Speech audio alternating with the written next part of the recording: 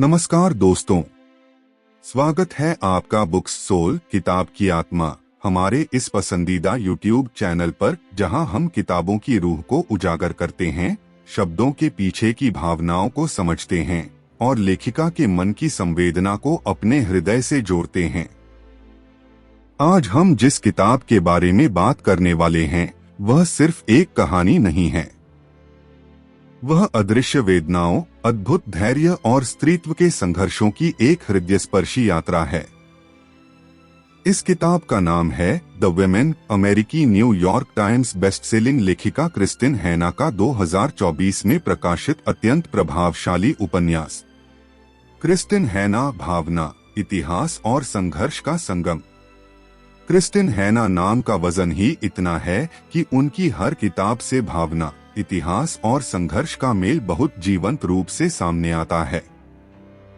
The Nightingale, Firefly lane, the great alone और the four winds जैसे उनके लोकप्रिय उपन्यासों ने पहले ही पाठकों के मन में एक अमिट जगह बना ली है, और द वुमेन नामक इस नई किताब से उन्होंने अपनी लेखन की व्यापकता को और बढ़ाया है। वियतनाम युद्ध में स्त्रियों की अदृश्य लेकिन अमूल्य भूमिका को आवाज देने के लिए फ्रांसिस फ्रैनी मैकग्राथ की कहानी। यह कहानी है फ्रांसिस फ्रैनी मैकग्राथ की, एक युवा अमेरिकी युवती जो अपने सुरक्षित जीवन से बाहर निकलकर युद्ध के रणभूमि की ओर बढ़ती है। इस किताब में क्रिस्टिन हैना ने केवल युद्ध की घटनाओं का वर्णन नहीं किया है, बल्कि उसमें समाये स्त्री मन के टुकड़ों को भी शब्द दिए हैं। PTSD, समाज द्वारा मिलने वाली उपेक्षा, स्त्री के अस्तित्व की लड़ाई, ये सभी मुद्दे अत्यंत प्रभावी ढंग से संभाले गए हैं। द वुमेन लिखने के पीछे की प्रेरणा। इस किताब के पीछे का कारण भी बहुत गहरा और सटीक है। क्रिस्टिन हैना को यह कहानी लिखने की प्रेरणा उस समय की ऐतिहासिक रूप से उपेक्षित वास्तविकता से मिली। वियतनाम युद्ध में सेवा देने वाली हजारों अमेरिकी स्त्रियां, जिन्हें न तो मान्यता मिली और न ही गौरव। उनकी वेदनाएं, संघर्ष और त्याग, यह सब कुछ इतिहास के पन्नों में खो गया। यह किताब उस विस्मृति में खोए हुए शौर्य का स्मारक है। इस वीडियो में क्या है खास? इस YouTube वीडियो में हम द वुमेन किताब की कहानी को 5 भागों में विभाजित करके गहराई से जानेंगे। हर भाग में हम फ्रैनी के जीवन के अलग अलग पड़ावों और उसके पीछे के भावनात्मक, सामाजिक और मानसिक यथार्थ पर विस्तार से विचार करेंगे। आज का भाग है आत्मस्वीकृति और पुनर्निर्माण, जिसमें हम फ्रैनी के आघातों पर काबू पाते हुए नए जीवन की राह बनाने, उसके आत्मखोज और स्त्रीत्व के प्रेरणादायक संदेश पर ध्यान केंद्रित करेंगे। तो चलिए भावनाओं से भरे, सत्य और संघर्ष की इस यात्रा को शुरू करें। वीडियो अंत तक देखें, क्योंकि हर पल आपका मन झकझोर देगा और शायद आपको अपने अंदर छिपी एक साहसी कहानी भी मिल जाए। नमस्ते। आज हम फ्रांसिस मैकग्राथ, जिन्हें प्यार से फ्रैनी कहा जाता था, उनके असाधारण जीवन के पहले अध्याय की ओर बढ़ेंगे। यह सिर्फ एक लड़की की कहानी नहीं, बल्कि एक पूरी पीढ़ी के संघर्ष, आकांक्षाओं और साहसिक निर्णयों का प्रतीक है। इस वीडियो में हम फ्रैनी के युद्धपूर्व जीवन, उसके सपनों, उसके डर और वियतनाम जाने के उसके दृढ़ निश्चय को गहराई से समझेंगे।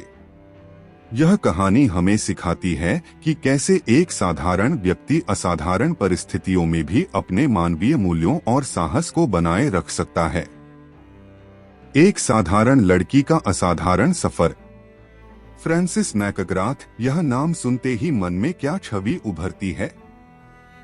क्या वह एक शांत, निसर्गसी भोली भाली युवती थी, या रणभूमि में डटकर खड़ी रहने वाली एक निडर योद्धा?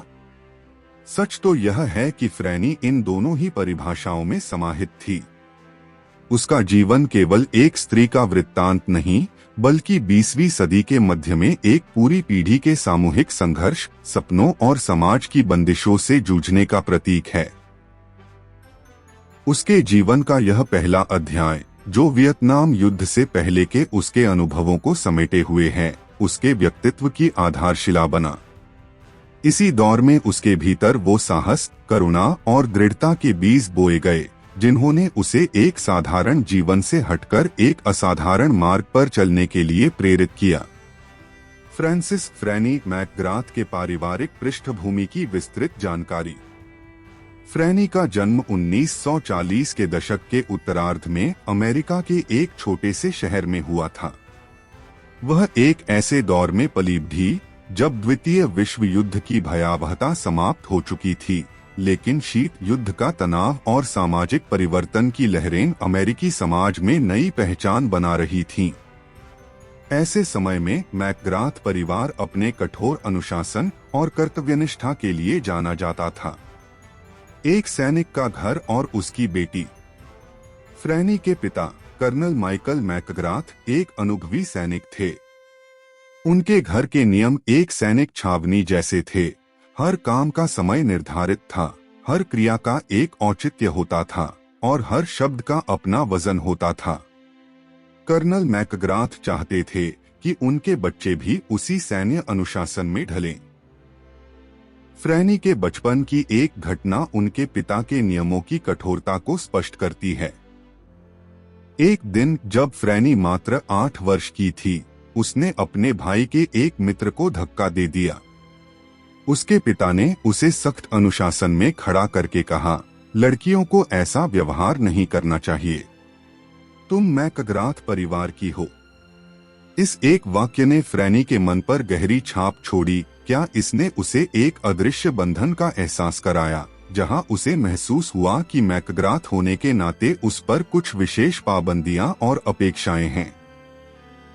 उसके अंदर एक सूक्ष्म सा विद्रोह पनपना शुरू हो गया था, जो उसे यह सवाल पूछने पर मजबूर कर रहा था कि क्या उसके लिए भी वही नियम लागू होंगे जो उसके भाई के लिए थे, या उसे लड़की होने के कारण अलग व्यवहार मिलेगा। माँ का प्रभाव, नारीत्व की भिन्न परिभाषा। फ्रैनी के पिता जहां अनुशासन और कठोरता के प्रतीक थे, वहीं उसकी माँ एलिजाबेथ मैकग्राथ प्रेम और कोमलता का सागर थीं। रातों में जब पिता सो चुके होते, तब माँ फ्रैनी को कहानियां सुनाती। ये कहानियां सिर्फ मनोरंजन के लिए नहीं होती थीं, बल्कि वे फ्रैनी के मन में स्त्री शक्ति और अदम्य साहस के बीज बोती थीं। उसकी माँ कहती, मेरी बेटी, संसार के महान योद्धा केवल पुरुष नहीं थे। जोन ऑफ आर्क जैसी महिलाओं ने भी इतिहास बदला है। ये शब्द फ्रैनी के मन में गहरे उतर गए। माँ ने उसे सिखाया कि स्त्री होना कमजोरी नहीं, बल्कि शक्ति का प्रतीक है। भाई से प्रतिस्पर्धा और आत्मस्वीकृति। फ्रैनी का भाई पैट्रिक उससे सिर्फ 2 साल बड़ा था, परंतु परिवार में उसे मिलने वाला महत्व और स्वतंत्रता फ्रैनी को नसीब नहीं होती थी। फ्रैनी को यह वाक्य, तुम एक लड़की हो, बार बार सुनना पड़ता। यह वाक्य एक अदृश्य दीवार की तरह था। इस असमान व्यवहार ने फ्रैनी के मन में एक प्रश्न उत्पन्न किया, क्या लड़की होने के कारण मेरी क्षमताओं पर सीमाएं हैं? इस प्रतिस्पर्धा ने फ्रैनी को अपने आप को साबित करने के लिए प्रेरित किया। विद्यालय जीवन, एकाकीपन की छाया। विद्यालय में फ्रैनी एक विचित्र स्थिति में थी। वह मेधावी थी, हमेशा अपनी कक्षाओं में अव्वल आती थी, लेकिन उसकी तार्किक विचारसरणी और सीधी सीधी बात करने की आदत के कारण अन्य लड़कियां उससे दूर रहती थीं। उसकी एक डायरी में उसने लिखा था, मुझे लगता है मैं कभी भी इस सांचेबद्ध संसार में फिट नहीं बैठूंगी। यह एकाकीपन उसे अंतर्मुखी नहीं बनाया, बल्कि इसने उसे अपने विचारों और भावनाओं को और गहराई से समझने का अवसर दिया। नर्सिंग की व्यावसायिक आकांक्षाएं और वियतनाम युद्ध में सेवा की ललक। फ्रैनी का जीवन एक ऐसे मोड़ पर था जहां उसे अपने भविष्य का चुनाव करना था। समाज की अपेक्षाएं एक ओर थीं और उसकी अपनी आंतरिक पुकार दूसरी ओर। नर्सिंग का चयन, सेवा भावना या विद्रोह? 1962 में फ्रैनी ने नर्सिंग की शिक्षा शुरू की। यह निर्णय केवल व्यावसायिक नहीं था, बल्कि एक प्रतीकात्मक था।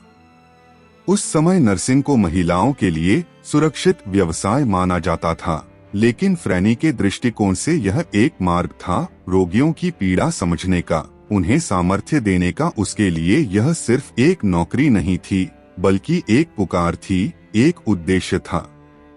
उसके प्रशिक्षण के पहले दिन ही एक घटना घटी जिसने उसके इस विश्वास को और मजबूत किया। एक वृद्ध रोगी ने उसका हाथ पकड़कर पूछा, बेटा, क्या तुम सच में मेरी देखभाल करोगी? उस पल फ्रैनी ने पहली बार महसूस किया, स्पर्श में इतनी शक्ति हो सकती है। इस घटना ने फ्रैनी के नर्सिंग के प्रति समर्पण को और भी गहरा कर दिया। उसे लगा कि उसने सही रास्ता चुना है। यह उसके लिए एक विद्रोह भी था, क्योंकि उसने सामाजिक अपेक्षाओं के दायरे में रहते हुए भी अपने लिए एक ऐसा मार्ग चुना था जो उसे सशक्त बनाता था। वियतनाम की पुकार, उद्देश्य की खोज। 1965 तक वियतनाम युद्ध की परछाई अमेरिका पर फैल रही थी। अखबार में एक खबर ने उसका ध्यान खींचा, युद्ध क्षेत्र के अस्पतालों में नर्सों की भारी कमी। यह खबर उसके दिल में सीधे उतर गई। उसे लगा कि उसके पास जो कौशल है, उसका उपयोग सबसे ज्यादा वहां होना चाहिए जहां उसकी सबसे ज्यादा जरूरत है। उस समय फ्रैनी के मन में क्या चल रहा होगा? भय, क्या मैं वहां टिक पाऊंगी? जिज्ञासा, क्या यही मेरी असली परीक्षा होगी? दायित्व, अगर मैं नहीं गई तो कौन जाएगा? इस आंतरिक द्वंद्व के बावजूद फ्रैनी ने एक दृढ़ निर्णय लिया। उसने अपनी डायरी में लिखा, आज मैंने निर्णय लिया है, मैं वियतनाम जा रही हूं, क्योंकि अगर मेरे पास कौशल है और मैं उसका उपयोग नहीं करती तो मैं जी नहीं सकती। यह निर्णय उसके भीतर के विद्रोह का भी प्रतीक था, क्योंकि उसने समाज की अपेक्षाओं और परिवार की चिंताओं को एक तरफ रखकर अपने दिल की आवाज सुनी थी। यह निर्णय एक योद्धा के जन्म का संकेत था। परिवार और मित्रों की प्रतिक्रियाएं, एक साहसिक निर्णय के पीछे का संघर्ष। फ्रैनी का वियतनाम जाने का निर्णय उसके परिवार और मित्रों के लिए एक बड़ा झटका था। पिता की प्रतिक्रिया, मौन का अर्थ। जब फ्रैनी ने अपना निर्णय अपने परिवार के सामने रखा तो घर में सन्नाटा छा गया। फ्रैनी के पिता ने कुछ नहीं बोले। कुछ देर बाद उन्होंने अपनी आवाज में एक अजीब सी गंभीरता लिए हुए कहा, तुम मेरी बेटी हो। सकुशल लौटना, इन शब्दों में कितना कुछ समाया हुआ था। एक पिता का अपनी बेटी के प्रति अदम्य प्रेम, उसे खोने का गहरा भय, उसके साहस पर एक अनकहा अभिमान और एक अव्यक्त आशीर्वाद। माँ की भावुक विदाई। माँ एलिजाबेथ मैकग्राथ हमेशा से फ्रैनी की सबसे बड़ी समर्थक रही थीं। जब फ्रैनी ने वियतनाम जाने का निर्णय लिया तो माँ के आंखों में आंसू थे, लेकिन वे आंसू दुख के नहीं बल्कि गर्व और चिंता के मिश्रण थे। उन्होंने फ्रैनी को एक पत्र दिया जिसे फ्रैनी ने पूरे युद्धकाल में अपनी वर्दी की जेब में सुरक्षित रखा। पत्र में कुछ इस प्रकार लिखा था, मेरी साहसी बेटी, संसार की सबसे बड़ी शक्ति करुणा है। तुम इसे अपने साथ ले जा रही हो। जो कुछ भी देखोगी उससे विचलित मत होना। तुम्हारे मन की दया कभी कम न हो। याद रखना, तुम एक मैकग्राथ हो और मैकग्राथ कभी हार नहीं मानते। सकुशल लौटना मेरी बेटी, मैं प्रतीक्षा करूंगी। यह पत्र फ्रैनी के लिए सिर्फ एक संदेश नहीं था, बल्कि एक कवच था जो उसे वियतनाम के भीषण युद्ध क्षेत्र में मानसिक और भावनात्मक रूप से सुरक्षित रखता था। मित्रों की द्वंद्वात्मक प्रतिक्रियाएं। फ्रैनी के इस साहसी निर्णय पर उसके दोस्तों की प्रतिक्रियाएं मिलीजुली थीं। उसकी घनिष्ठ सहेली ने उसे चिंता से भरे स्वर में पूछा, तुम यह सब क्यों कर रही हो? युद्ध तो पुरुषों का काम है। फ्रैनी का उत्तर हमेशा की तरह स्पष्ट और दृढ़ था, क्योंकि अगर औरतों ने मदद करना बंद कर दिया तो संसार का क्या होगा? यह उत्तर केवल एक सामान्य जवाब नहीं था, बल्कि फ्रैनी के गहरे विश्वास का प्रकटीकरण था। उसे यह दृढ़ विश्वास था कि स्त्री या पुरुष के आधार पर किसी काम को परिभाषित नहीं किया जा सकता। एक योद्धा का जन्म। फ्रैनी के इस निर्णय के पीछे क्या संदेश छिपा है?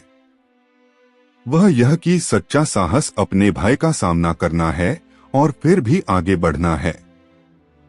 यह सिर्फ शारीरिक साहस की बात नहीं है, बल्कि मानसिक और भावनात्मक साहस की भी है।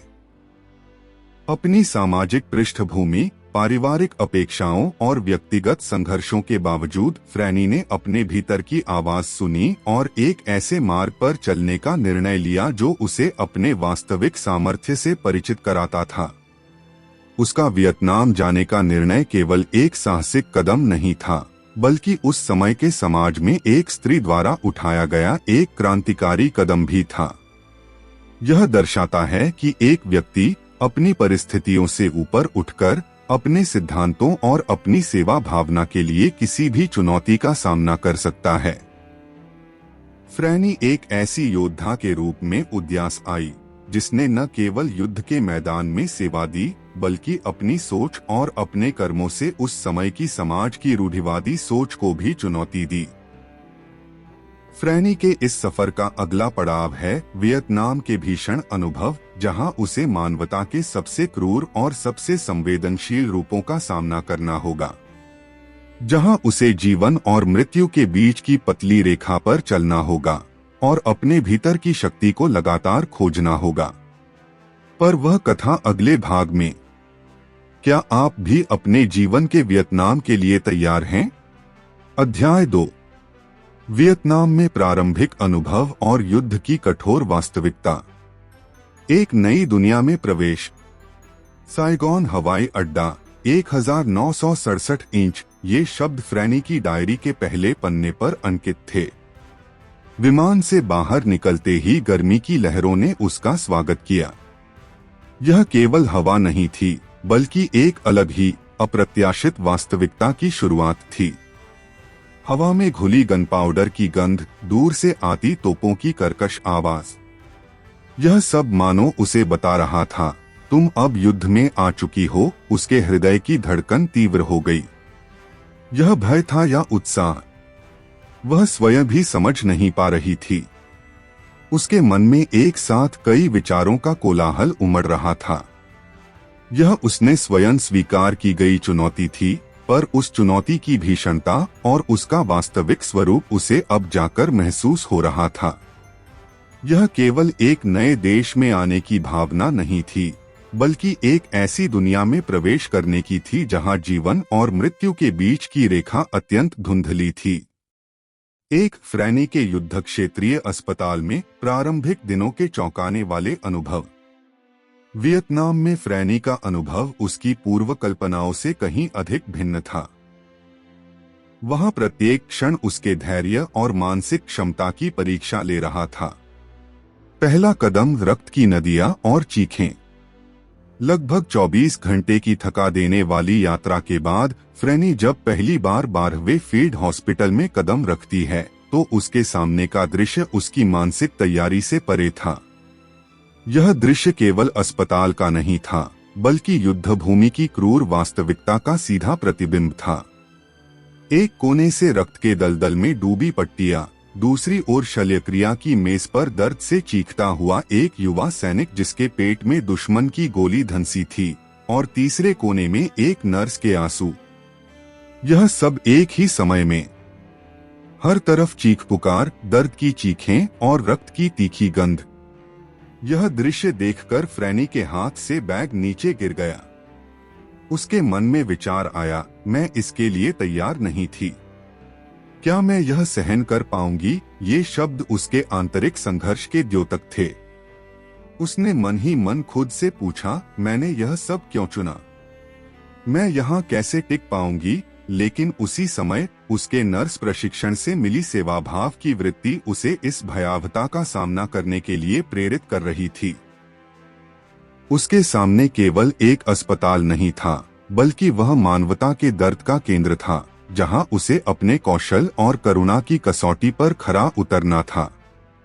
पहली शल्यक्रिया, हाथ में जीवन और मृत्यु। उसी दिन शाम को एक गंभीर रूप से घायल सैनिक को तत्काल शल्यक्रिया की आवश्यकता थी। समय नहीं था।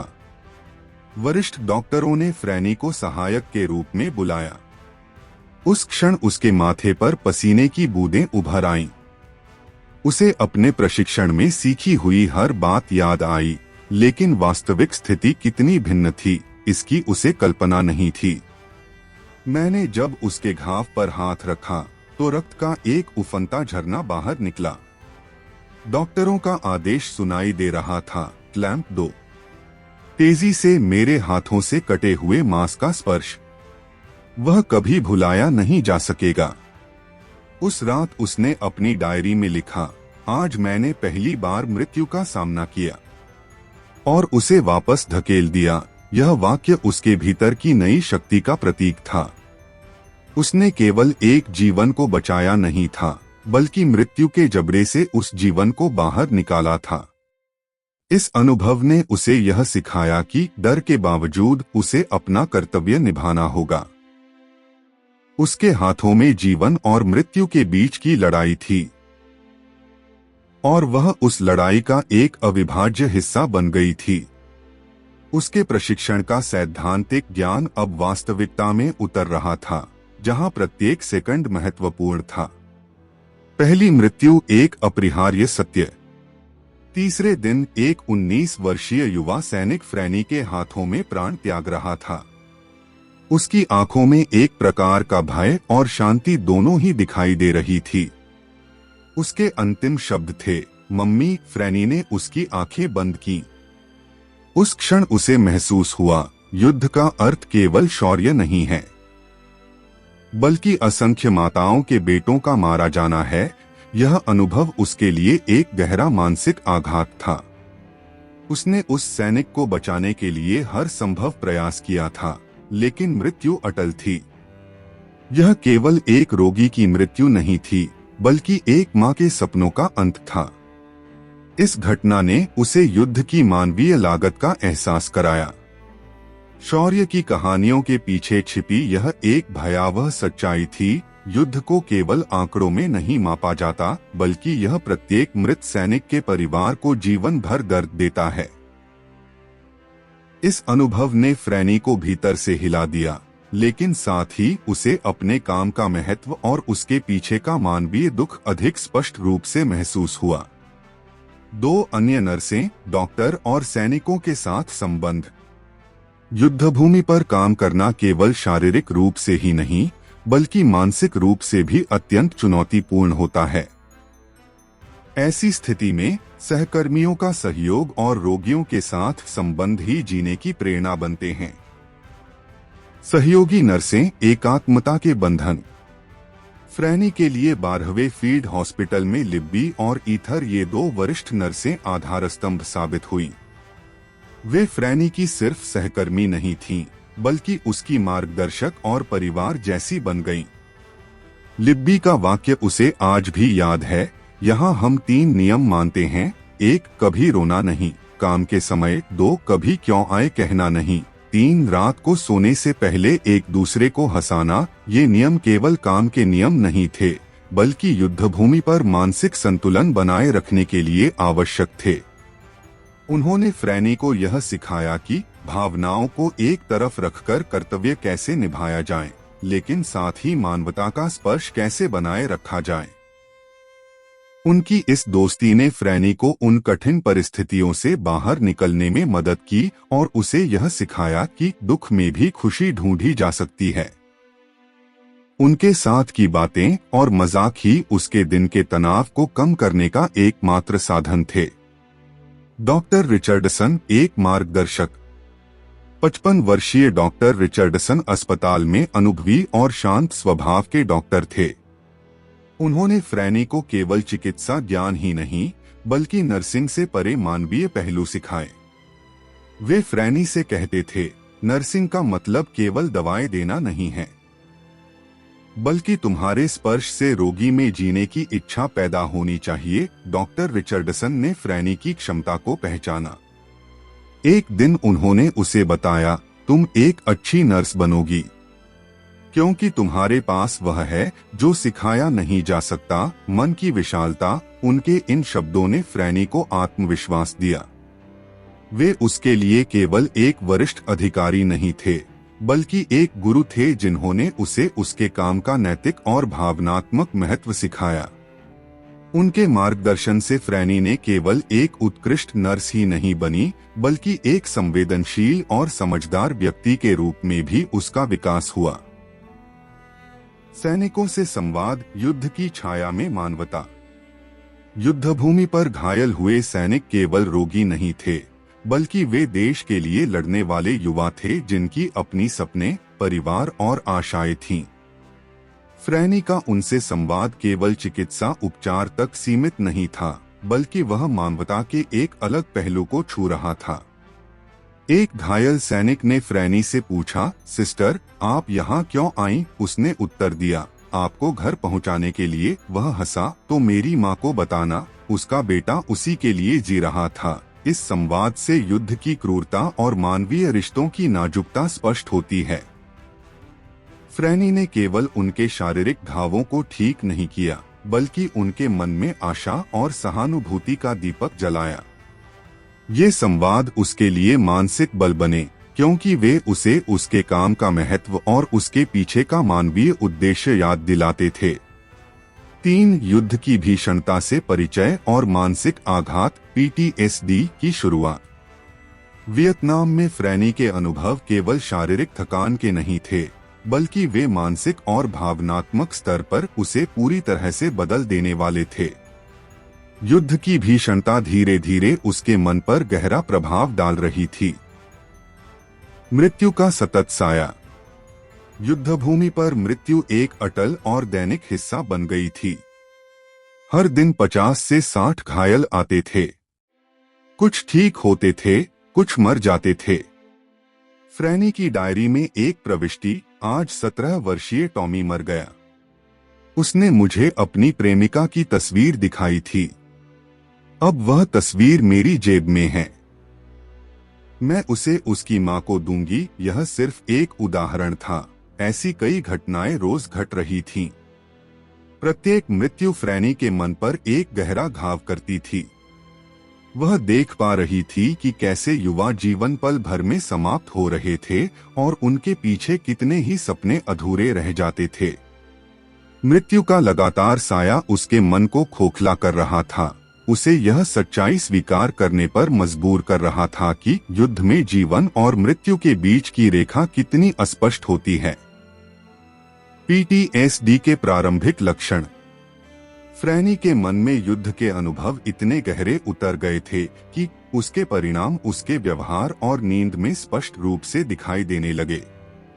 यह post traumatic stress disorder PTSD के प्रारंभिक लक्षण थे। रात को नींद में वह चिल्लाकर जाग उठती, नींद में मुझे तोपों की आवाजें सुनाई देती हैं।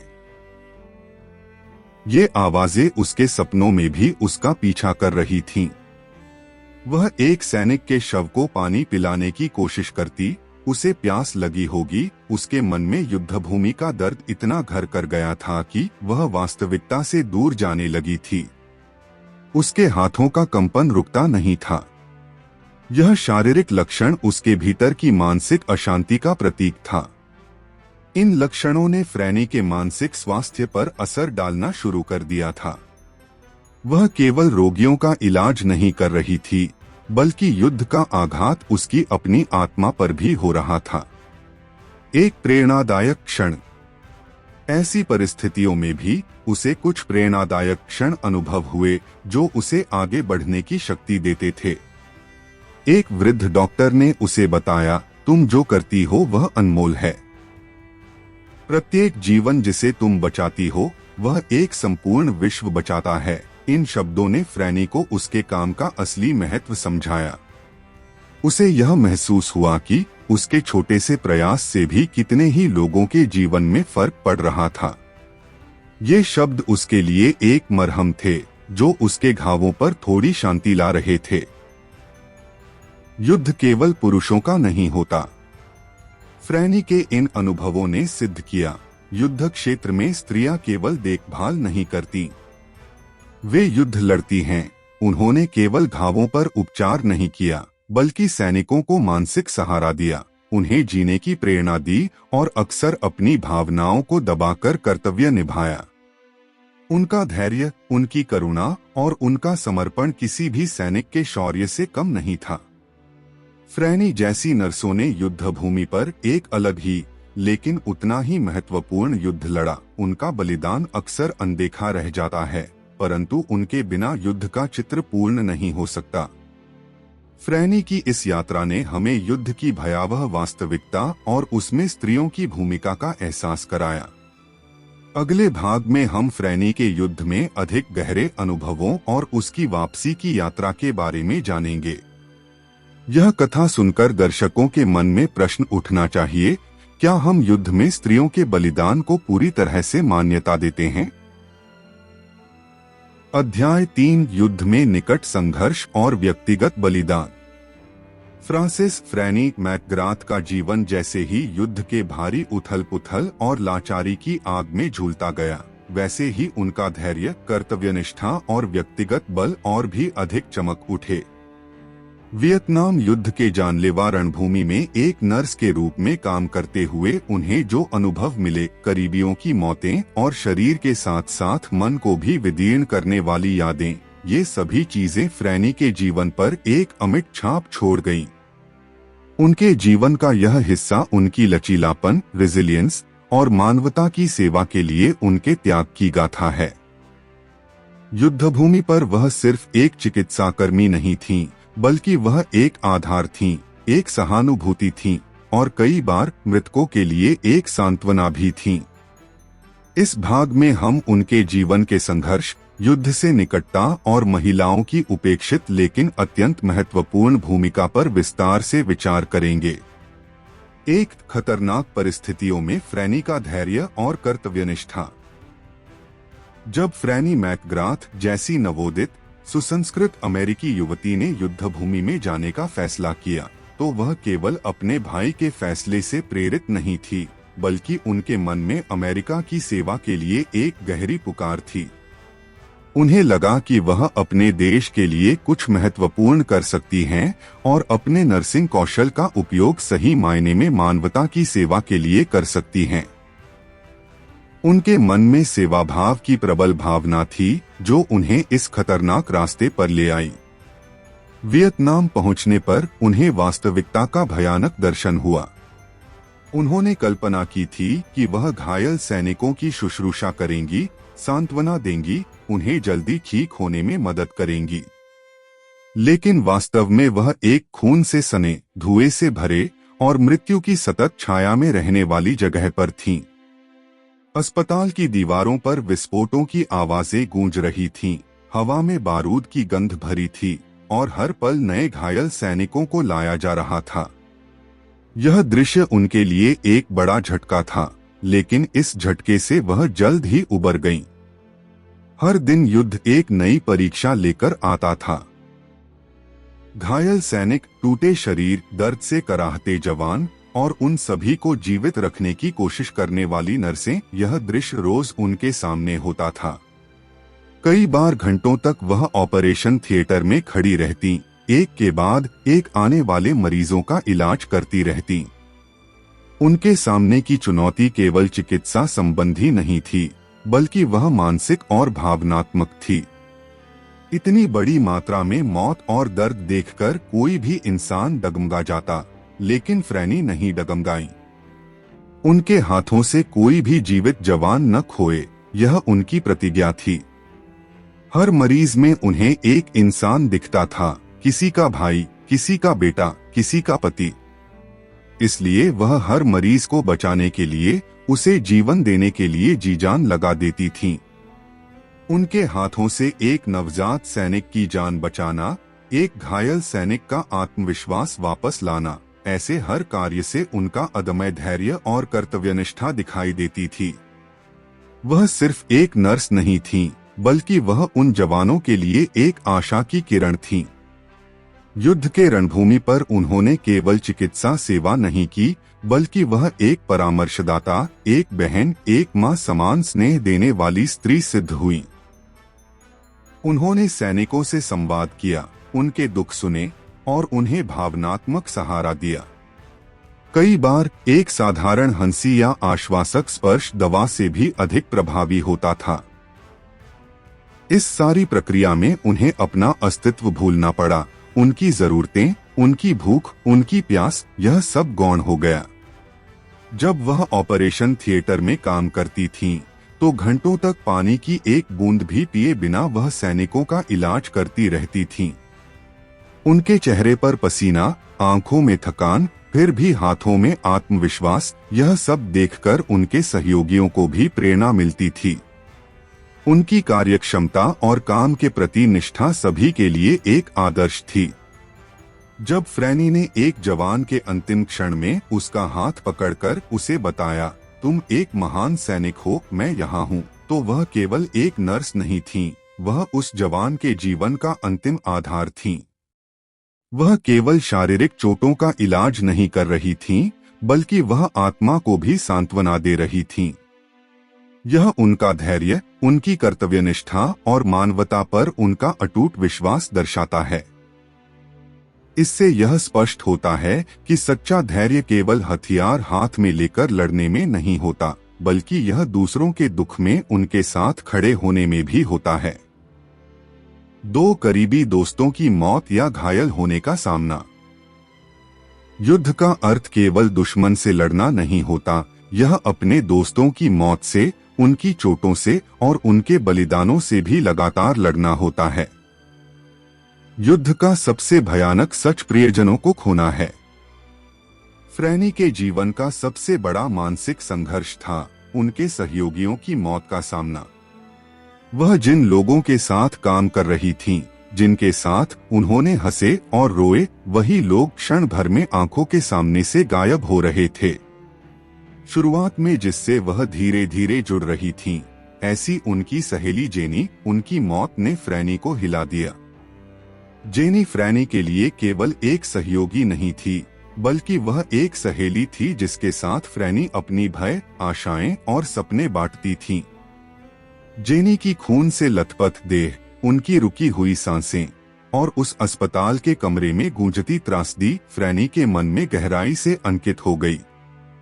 यह अनुभव उनके लिए केवल एक झटका नहीं था, बल्कि वह उनकी आत्मा पर हुआ एक गहरा घाव था।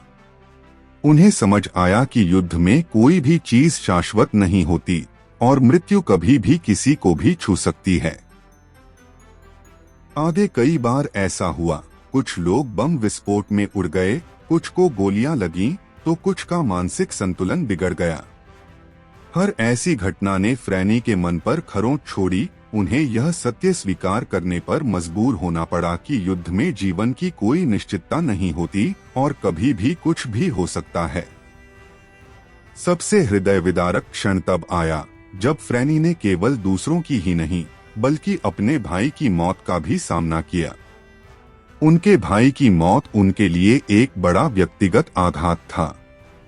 वह उनके परिवार का एक हिस्सा था, उनके बचपन का साथी था। उस क्षण उनका हृदय कांप उठा, आंखें सूखी नहीं रहीं और उनका पूरा जीवन एक मोड़ पर आकर खड़ा हो गया। उनकी सभी भावनाएं उमड़ रही थीं, दुख, क्रोध, लाचारी। लेकिन उन सभी का उन्होंने शांत संयम से सामना किया। उन्होंने खुद को इतना मजबूत कर लिया था कि दूसरों को सहारा देने का उनका संकल्प बिल्कुल नहीं डिगा। वह अपने भाई की मौत का दुख एक तरफ रखकर अन्य सैनिकों को दिलासा दे रही थीं। मृत्यु और जख्मों से घिरा जीवन यानी युद्ध की वास्तविकता थी। फ्रैनी के लिए हर मृत्यु केवल एक घटना नहीं थी, वह उनके अंतर्मन के एक कोने में बसा हुआ दुख था। रात में जब वह सोने जाती थीं, तो उन्हें मृत सैनिकों के चेहरे याद आते थे, उनकी अंतिम चीखें सुनाई देती थीं। लेकिन इस दुख को पार करके उन्होंने सेवा, संवेदना और करुणा का झरना लगातार जारी रखा। वह अपनी भावनाओं को एक तरफ रखकर दूसरों के दर्द को कम करने की कोशिश कर रही थीं। यही उनका बलिदान था, जीवन रक्षक के रूप में अपनी वेदनाओं को पीछे छोड़कर दूसरों के दुखों पर मरहम लगाना।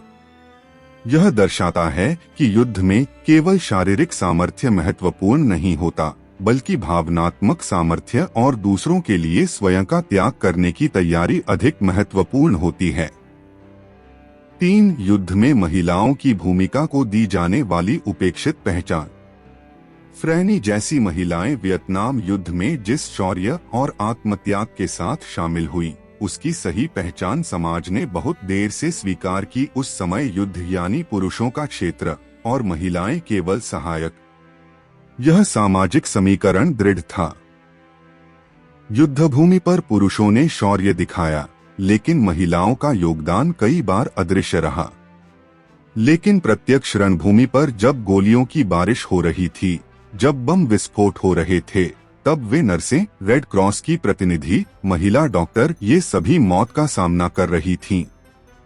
उन्होंने केवल चिकित्सा सेवा नहीं दी, बल्कि सैनिकों को मानसिक आधार दिया, उन्हें परिवार की याद दिलाई और उन्हें फिर से जीने की प्रेरणा दी, और यह करते हुए भी उनका योगदान हवा में विलीन होता जा रहा था। उनकी धैर्य और त्याग की गाथा कभी भी बड़े अक्षरों में नहीं लिखी गई। उन्हें लड़ाकू के रूप में नहीं, बल्कि केवल सेवा देने वाली के रूप में देखा गया। जब फ्रैनी ने अमेरिका लौटने के बाद अपने अनुभवों के बारे में बात करने की कोशिश की, तो लोगों ने उन्हें सिर्फ एक नर्स के रूप में देखा।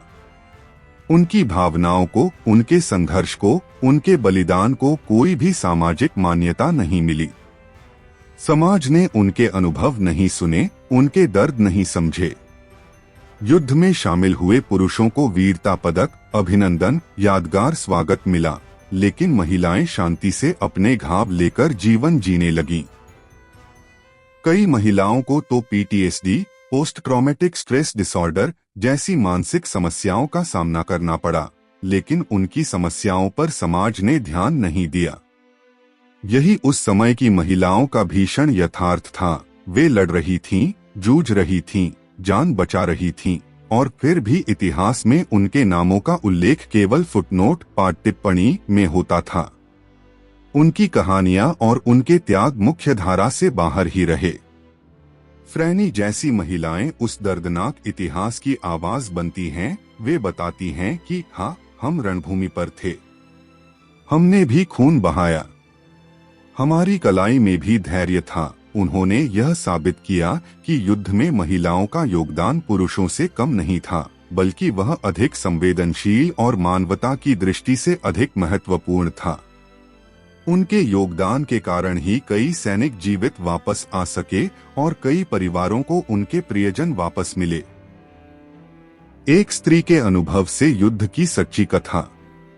फ्रैनी मैकग्राथ का जीवन और उनके अनुभव एक ऐसी कहानी है जो युद्ध की आवाज में खो जाती है, लेकिन जिसे बार बार सुनना जरूरी है। उनका धैर्य, उनका आत्मसंयम, उनकी संवेदनशीलता, इन सभी के कारण वह लाखों स्त्रियों का प्रतीक बनती हैं, जो इतिहास के एक उपेक्षित कोने में अपनी कहानियां लेकर शांत बैठी हैं। उनके संघर्ष से, उनके त्याग से हमें युद्ध की सच्ची और अधिक व्यापक जानकारी मिलती है। युद्ध का अर्थ केवल टैंकों की गर्जना नहीं, वह मानवीय भावनाओं का भयानक रण है, और उस रण में स्त्रियों द्वारा दिखाई गई शौर्यगाथा द वुमेन द वेमेन नामक उपन्यास के माध्यम से प्रकाश में आई है। यह उपन्यास फ्रैनी जैसी कई अज्ञात नायिकाओं की कहानियों को आवाज देता है।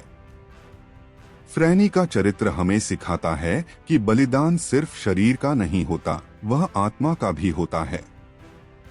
उनके जीवन में उन्होंने जो कुछ भी सहन किया, वह केवल शारीरिक चोटों तक सीमित नहीं था, बल्कि वह उनकी आत्मा पर गहरा प्रभाव डालने वाला था।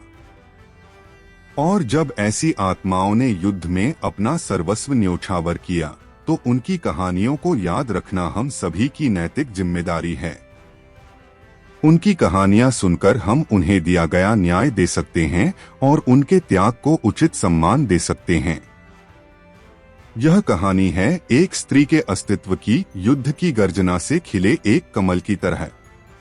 फ्रैनी ने दिखा दिया कि सबसे भयानक परिस्थितियों में भी मानवता की ज्योति जलती रह सकती है, और स्त्री का धैर्य किसी भी पुरुष से कम नहीं होता। उनका सफर हमें यही सिखाता है कि हमारे इतिहास में केवल पुरुषों की शौर्य गाथाएं ही नहीं, बल्कि स्त्रियों के असीम त्याग और धैर्य की कथाएं भी उतनी ही महत्वपूर्ण हैं, जिन्हें हमेशा याद रखा जाना चाहिए। क्या आप फ्रैनी के अनुभवों के बारे में और अधिक जानना चाहेंगे या किसी अन्य विषय पर चर्चा करना चाहेंगे? अध्याय 4 युद्धोपरांत जीवन और समाज से मिलने वाली उपेक्षा। युद्ध से लौटे जवानों के जीवन की वास्तविकता एक अनकही यात्रा की शुरुआत है। विजय की गूंजें पीछे छूट जाती हैं, रणभूमि का शौर्य धुंधला पड़ जाता है और उस जगह ले लेती है भीतर तक समाई हुई वेदना, उपेक्षा और आत्मखोज। फ्रांसिस फ्रैनी मैकग्राथ के लिए यह सफर ठीक ऐसा ही था, कठोर, पीड़ादायक और आंतरिक रूप से जटिल। युद्ध के क्रूर अनुभवों ने उन्हें शारीरिक और मानसिक रूप से पूरी तरह बदल दिया था। वह पुरानी, उत्साहित और ध्येयवादी फ्रैनी नहीं रही। उनके मन में युद्धभूमि की यादों का निरंतर कोलाहल जारी था, जिससे उनका सामान्य जीवन जीना कठिन हो गया था। इस भाग में हम देखेंगे कि युद्ध से लौटने पर फ्रैनी को अपनी मातृभूमि में क्या अनुभव करना पड़ा, उनके मानसिक, भावनात्मक संघर्षों का क्या स्वरूप था और समाज ने उनके साथ कैसा व्यवहार किया। यह केवल फ्रैनी की कहानी नहीं है, बल्कि वियतनाम युद्ध में सेवा देने वाली हजारों महिलाओं की, उनके अदृश्य जख्मों की और उनके उपेक्षित बलिदान की यह गाथा है। एक अमेरिका लौटने पर फ्रैनी को युद्ध नायिका न मानने का दर्द। जब फ्रैनी युद्ध में शामिल होने के लिए घर छोड़कर गईं, तब उनके मन में देश सेवा का एक पवित्र और आदर्शवादी चित्र था। उन्हें लगा था कि वह अपने राष्ट्र के लिए एक महत्वपूर्ण कर्तव्य निभा रही हैं और लौटने पर उनके योगदान को निश्चित रूप से सराहा जाएगा। लेकिन युद्ध से लौटने पर उन्हें समझ आया कि यह चित्र समाज की आंखों से पूरी तरह मिट चुका है। उनकी आंखों में शौर्य और मन में देश सेवा किसी को नहीं दिख रही थी।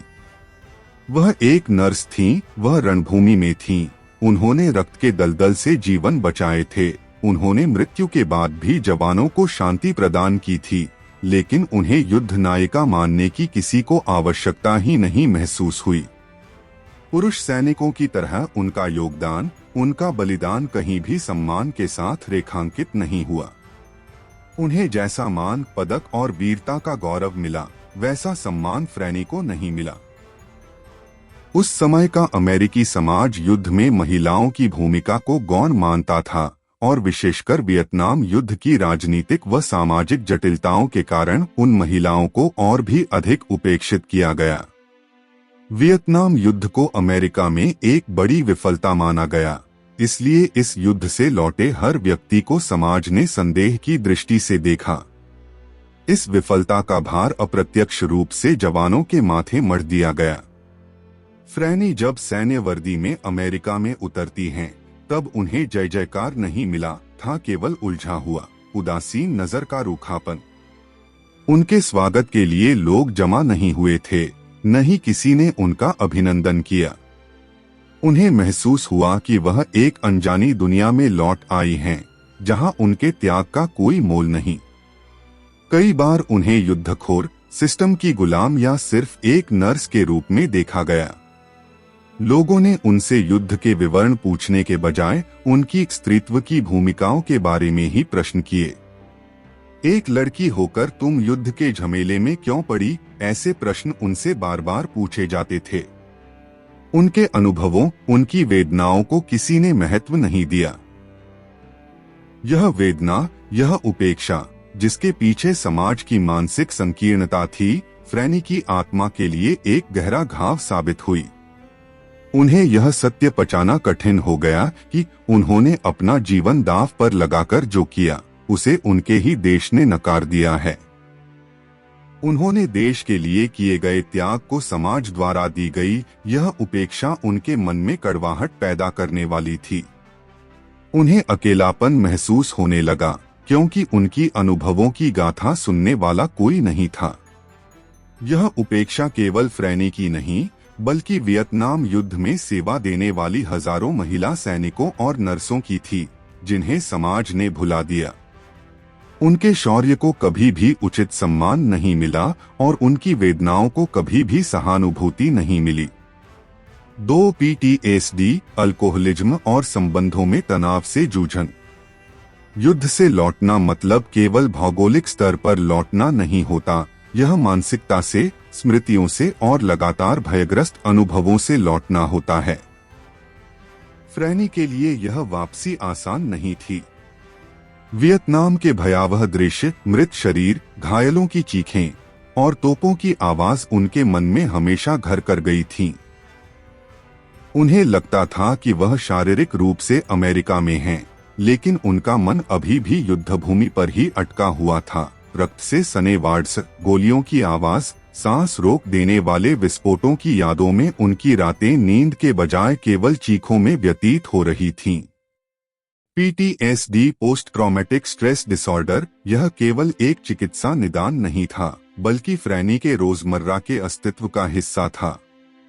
दिन के उजाले में भी उन्हें फ्लैशबैक आते थे, जहां उन्हें फिर से युद्धभूमि के दृश्य स्पष्ट रूप से दिखाई देते थे।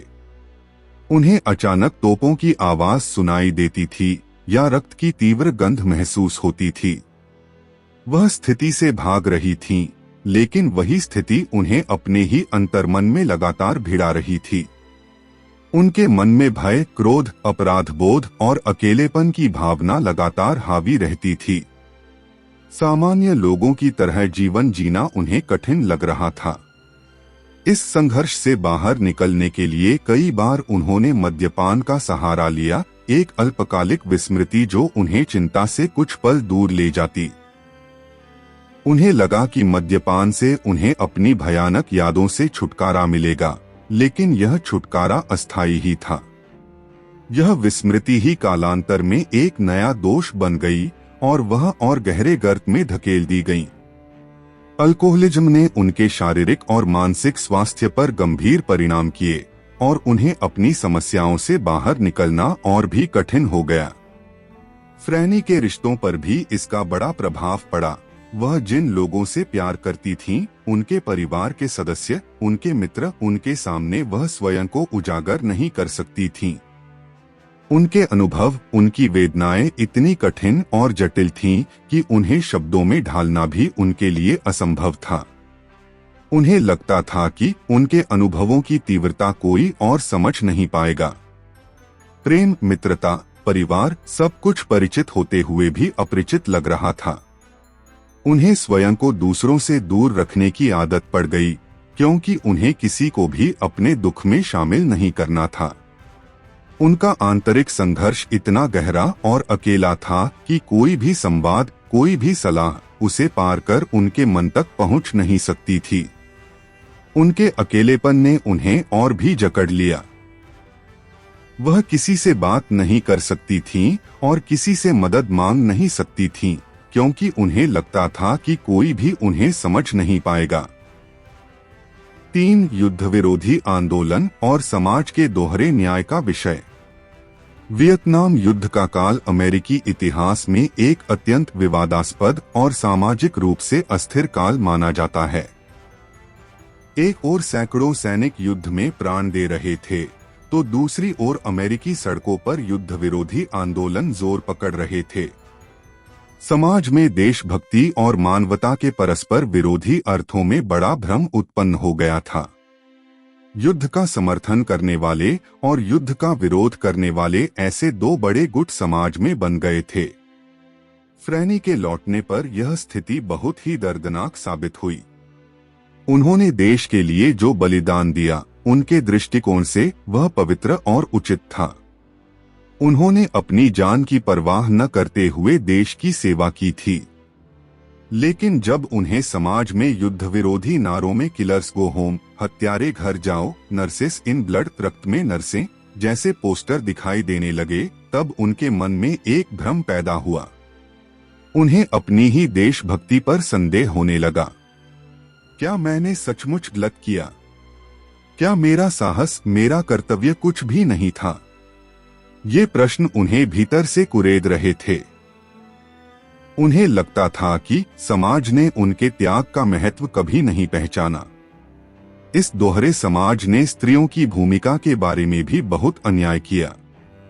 पुरुष सैनिकों के लिए भले ही उन्हें मानसिक समस्याओं से जूझना पड़ता रहा हो, फिर भी राष्ट्र ने कुछ हद तक सम्मान रखा। उन्हें पेंशन, चिकित्सा सहायता और कुछ हद तक सामाजिक सम्मान मिला। लेकिन महिलाओं, विशेषकर चिकित्सा सेवा में लगी नर्सों के लिए कोई मान्यता प्राप्त सम्मान नहीं था। इसका मुख्य कारण था यह गलत धारणा कि वे स्त्रियां लड़ी नहीं। समाज ने यह समझा ही नहीं कि युद्ध भूमि पर नर्स के रूप में काम करना प्रत्यक्ष लड़ने जितना ही खतरनाक और मानसिक रूप से चुनौतीपूर्ण होता है। स्त्रियों द्वारा दिए गए योगदान को हमेशा द्वितीयक स्थान दिया गया। फ्रैनी की कहानी उन हजारों स्त्रियों की कहानी है जो युद्ध में गईं, सामना करना पड़ा और लौटने पर समाज ने उन्हें अनदेखा कर दिया। उनके अनुभव से हमें केवल एक स्त्री का दुख नहीं दिखता, बल्कि पूरी पीढ़ी का दुख उभरता है। यह कहानी उन सभी अनाम नायिकाओं की है जिन्होंने अपने देश के लिए सर्वस्व अर्पण किया, लेकिन उन्हें कभी भी उचित सम्मान नहीं मिला। इस भाग के अंत में हम यह समझ सकते हैं कि युद्ध केवल रणभूमि पर लड़ी जाने वाली चीज नहीं है, यह लड़ी जाती है मन के गहरे कोनों पर भी। फ्रैनी मैकग्राथ की कहानी से यह स्पष्ट होता है कि युद्ध के बाद का जीवन अधिक दर्दनाक होता है, क्योंकि वह अव्यक्त होता है और ऐसी वेदनाओं को समाज मान्यता ही नहीं देता। उनका धैर्य, उनका संघर्ष, उनका प्रेम, यह सब युद्ध ने घेर लिया और फिर समाज की उपेक्षा की गहरी छाया में विलीन हो गया। युद्ध के कारण हुए शारीरिक घाव समय के साथ ठीक हो जाते हैं, लेकिन मानसिक और भावनात्मक घाव अक्सर जीवन भर रहते हैं। युद्ध में बलिदान का जब मूल्य नहीं समझा जाता, तब वह बलिदान दूसरी बार मारा जाता है।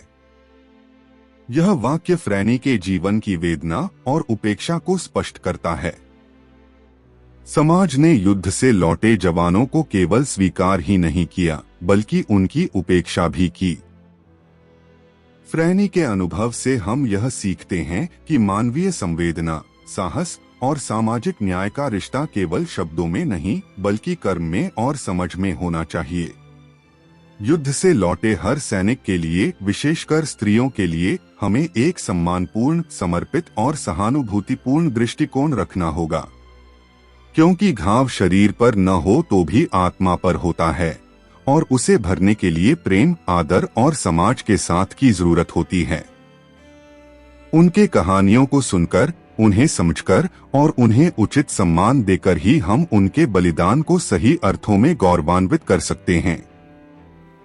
यह भाग 4 आपके लिए भावनात्मक रूप से एक अनूठा अनुभव रहा होगा, ऐसी आशा है। अगले भाग में हम देखेंगे फ्रैनी के जीवन में आए बदलाव, उनकी नए सिरे से उबरने की प्रक्रिया और उनके जीवन में एक बार फिर खिलने वाली आशा। तैयार है ना? अगले भाग के लिए देखते रहिए बुक्स सोल, किताब की आत्मा। अध्याय 5, आत्मस्वीकृति और पुनर्निर्माण। एक, फ्रैनी की आत्मखोज की यात्रा और मानसिक स्वास्थ्य पर ध्यान केंद्रित करना। वियतनाम युद्ध के भीषण अनुभवों ने फ्रैनी मैकग्राथ के जीवन में गहरे घाव किए थे। उन्होंने जो क्रूरता देखी थी, जो दर्द अनुभव किया था और जिन मौतों का सामना किया था, वे उनके मन से कभी मिटे नहीं। युद्ध से लौटने के बाद उन्हें PTSD, post traumatic stress disorder, का सामना करना पड़ा, जिसने उनके रोजमर्रा के जीवन को पूरी तरह से अस्त व्यस्त कर दिया। उनके मन में लगातार युद्ध के दृश्य, रक्त से सनी जमीनें, जवानों की चीखें और मौत की भयानक यादें गूंजती रहती थीं। रातों को उन्हें नींद नहीं आती थी और अगर आती भी थी तो भयानक सपने उन्हें जगा देते थे। दिन के उजाले में भी आने वाले फ्लैशबैक उन्हें युद्ध के समय में वापस ले जाते थे, जहां उन्हें शारीरिक और मानसिक रूप से एक बार फिर उस भयानक स्थिति से गुजरना पड़ता था। इस लगातार मानसिक परेशानी के कारण वह अकेली हो गईं और मद्यपान की ओर मुड़ गईं, जो बाद में एक गंभीर लत बन गई। इस दौरान उनके परिवार के सदस्यों और समाज ने उनकी वेदनाओं को न समझते हुए उन्हें दूर धकेल दिया, जिससे वह और भी अकेली पड़ गईं। पुरुषों को मिली सहानुभूति और मदद महिलाओं को नहीं मिली। समाज ने उन्हें नर्स के रूप में देखा, युद्ध से लौटी योद्धा के रूप में नहीं। इस उपेक्षा ने उनके मानसिक जख्मों को और गहरा कर दिया। उन्हें लगा कि उन्होंने राष्ट्र के लिए जो बलिदान दिया है वह व्यर्थ चला गया है। परंतु फ्रैनी के भीतर एक प्रबल इच्छा शक्ति थी जो उन्हें इस गर्त से बाहर निकालने के लिए लगातार संघर्ष कर रही थी। उन्हें समझ आया कि केवल बाहरी उपचारों से नहीं बल्कि भीतर से स्वयं को स्वीकार करके ही वह इससे बाहर निकल सकती हैं। फ्रैनी ने अपने मानसिक स्वास्थ्य के पुनर्निर्माण के लिए विभिन्न उपाय किए। उन्होंने थेरेपी उपचार लेना शुरू किया, जहां एक प्रशिक्षित परामर्शदाता ने उनकी वेदनाओं और आघातों को समझने में मदद की। यह थेरेपी उनके लिए एक सुरक्षित स्थान था जहां वह अपने विचारों और भावनाओं को खुलकर व्यक्त कर सकती थीं। इसके अलावा उन्होंने ध्यान, मेडिटेशन और योग का अभ्यास करना शुरू किया, जिससे उन्हें अपने मन को शांत करने में मदद मिली। इस प्रक्रिया में उन्हें अपनी वेदनाओं का सामना करने, उन्हें स्वीकार करने और उनसे बाहर निकलने का मार्ग मिला। इस आत्मखोज की यात्रा में उन्हें समझ आया कि उनकी वेदनाएं केवल उनकी ही नहीं थीं, बल्कि वियतनाम युद्ध में शामिल हुई अनेक महिलाओं की थीं। यह बोध उनके आत्मखोज के सफर में बहुत महत्वपूर्ण साबित हुआ। उन्हें यह महसूस हुआ कि वह अकेली नहीं हैं। उनके जैसी ही कई स्त्रियां इस मानसिक और भावनात्मक संघर्ष से गुजर रही हैं। इस सामुदायिक वेदना के बोध ने उन्हें एक नया उद्देश्य दिया। उन्हें लगा कि अगर वह अपनी वेदनाओं पर विजय प्राप्त कर सकती हैं, तो वह अन्य महिलाओं की भी मदद कर सकती हैं। यह बोध उनके आत्मखोज के सफर में महत्वपूर्ण साबित हुआ और उनके जीवन को एक नई दिशा दी। 2 पुराने आघातों पर विजय प्राप्त कर नए जीवन की शुरुआत। फ्रैनी ने अपने पुराने आघातों पर विजय प्राप्त करने के लिए कठोर परिश्रम किया। यह यात्रा आसान नहीं थी, लेकिन उनके भीतर के दृढ़ निश्चय ने उन्हें आगे धकेला। उन्होंने अपनी वेदनाओं का सामना करने का निर्णय लिया और उन पर उपचार करना शुरू किया। थेरेपी, ध्यान और आत्मचिंतन ने उन्हें अपने अतीत की घटनाओं का सामना करने की शक्ति दी। वह अपनी भावनाओं को दबाने के बजाय उन्हें समझने का प्रयास कर रही थीं। इस प्रक्रिया में उन्हें समझ आया कि उनकी वेदनाएं केवल उनकी ही नहीं थीं, बल्कि वियतनाम युद्ध में शामिल हुई अनेक महिलाओं की थीं। उनके जैसी ही कई स्त्रियां समाज की उपेक्षा, मानसिक आघातों और अकेलेपन का सामना कर रही थीं। यह बोध उनके आत्मखोज के सफर में महत्वपूर्ण साबित हुआ, क्योंकि उन्हें अकेलेपन की भावना कम हुई और सामुदायिक संघर्ष का बोध हुआ। इस सामुदायिक बोध से फ्रैनी के मन में एक नया विचार पनपा।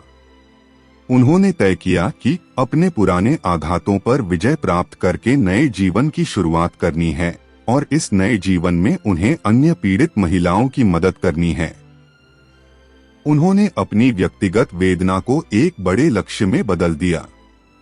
उन्होंने अपने अनुभवों का उपयोग करके अन्य महिलाओं की मदद करने का निर्णय लिया। उन्हें यह समझ आया कि उनके जैसी महिलाओं को केवल चिकित्सा सहायता की नहीं, बल्कि भावनात्मक आधार, सहानुभूति और उचित मार्गदर्शन की आवश्यकता है। इस उद्देश्य से प्रेरित होकर फ्रैनी ने एक संस्था स्थापित की, जहां वियतनाम युद्ध में शामिल हुई महिलाओं को मानसिक स्वास्थ्य सेवाएं प्रदान की जाती हैं। यह संस्था केवल एक सहायता केंद्र नहीं था, बल्कि यह एक ऐसी जगह थी जहां युद्ध से लौटी महिलाएं एक दूसरे के साथ अपने अनुभव साझा कर सकती थीं, एक दूसरे को सहारा दे सकती थीं और अपनी वेदनाओं पर विजय प्राप्त करने के लिए एक साथ प्रयास कर सकती थीं। इस संस्था के माध्यम से फ्रैनी ने परामर्श सेवाएं, समूह थेरेपी और पुनर्वास कार्यक्रमों की शुरुआत की। उन्होंने अपने स्वयं के अनुभवों के उदाहरण देकर अन्य महिलाओं को प्रेरित किया। उनकी संस्था ने कई महिलाओं को फिर से सामान्य जीवन में लौटने में मदद की। यह संस्था उनके पुनर्निर्माण का एक महत्वपूर्ण हिस्सा थी। दूसरों की मदद करते हुए फ्रैनी को अपने स्वयं के जख्मों को भरने में मदद मिली। उनके इस कार्य से उन्हें एक नया उद्देश्य मिला, जिससे उनके जीवन में सकारात्मक बदलाव आए। उन्होंने अपनी वेदनाओं को शक्ति का स्रोत बनाया और उनसे दूसरों के लिए आशा का दीपक जलाया। यह उनके आत्मस्वीकृति और पुनर्निर्माण का एक अद्भुत उदाहरण था, जहां व्यक्तिगत दुख से सामाजिक सेवा का मार्ग जन्मा। 3. स्त्रीत्व, शौर्य और सामाजिक न्याय पर केंद्रित संदेश। फ्रैनी की कहानी केवल एक व्यक्ति की नहीं है, बल्कि वह स्त्रीत्व, शौर्य और सामाजिक न्याय का संगम है। उनके संघर्ष से हमें एक महत्वपूर्ण संदेश मिलता है कि स्त्रियां केवल युद्ध में शामिल हो सकती हैं, बल्कि वे युद्ध में अत्यंत महत्वपूर्ण और अक्सर उपेक्षित भूमिका निभा सकती हैं। उन्होंने यह दिखाया कि धैर्य और त्याग केवल पुरुषों तक सीमित नहीं हैं, बल्कि स्त्रियां भी उतनी ही धैर्य और निष्ठा से देश की सेवा कर सकती हैं। युद्धभूमि पर उनके जैसी महिलाओं ने केवल चिकित्सा सेवा ही नहीं दी, बल्कि उन्होंने सैनिकों को मानसिक आधार दिया, उन्हें परिवार की याद दिलाई और उन्हें जीने की प्रेरणा दी। उनके इस योगदान को इतिहास में हमेशा ही कम आंका गया। फ्रैनी के अनुभवों से यह भी स्पष्ट होता है कि समाज को स्त्रियों के योगदान को स्वीकार करना और उन्हें उचित सम्मान देना कितना आवश्यक है। वियतनाम युद्ध से लौटी महिलाओं को समाज ने कैसे उपेक्षित किया, उनके मानसिक परेशानियों को कैसे अनदेखा किया, यह फ्रैनी की कहानी से प्रमुखता से सामने आता है। सामाजिक न्याय के लिए इन महिलाओं के त्याग और धैर्य को उचित मान्यता मिलना अत्यंत आवश्यक है। उनकी कहानियों को सुनकर और उन्हें सम्मानित करके ही हम अपने इतिहास के एक महत्वपूर्ण और उपेक्षित अध्याय को पूरा कर सकते हैं। फ्रैनी के पुनर्निर्माण की यात्रा से हमें एक बड़ा सबक मिलता है कि आत्मस्वीकृति और मानसिक स्वास्थ्य पर ध्यान केंद्रित करके हम कितनी भी पुरानी और गहरी चोटों पर विजय प्राप्त कर सकते हैं। उनकी कहानी ने यह सिद्ध किया कि मानवीय आत्मा कितनी लचीली होती है और कितनी भी बाधाएं क्यों न हो, वह फिर से उठ सकती है। उनकी कहानी केवल एक प्रेरणादायक गाथा नहीं है, बल्कि वह एक मार्गदर्शक है जो हमें बताती है कि किसी भी संकट से, कितने भी दर्दनाक अनुभव से उबरना संभव है। हमें बस स्वयं को स्वीकार करने, अपनी वेदनाओं का सामना करने और दूसरों की मदद से आगे बढ़ने की तैयारी रखनी होगी। फ्रैनी मैकग्राथ की कहानी मतलब केवल एक युद्ध की कहानी नहीं है, बल्कि वह मानवीय आत्मा की विजय की गाथा है। उन्होंने यह दिखाया कि शारीरिक और मानसिक जख्मों पर विजय प्राप्त करके समाज द्वारा दी गई उपेक्षा को ठुकराकर एक स्त्री अपने जीवन को फिर से अर्थ दे सकती है और दूसरों के लिए आशा का स्रोत बन सकती है। उनके जीवन की यह यात्रा हमें यही सिखाती है कि सच्चे अर्थों में शक्तिशाली व्यक्ति वह होता है जो अपनी वेदनाओं को सामर्थ्य में बदलता है और उनसे दूसरों को भी आगे बढ़ने के लिए प्रेरित करता है।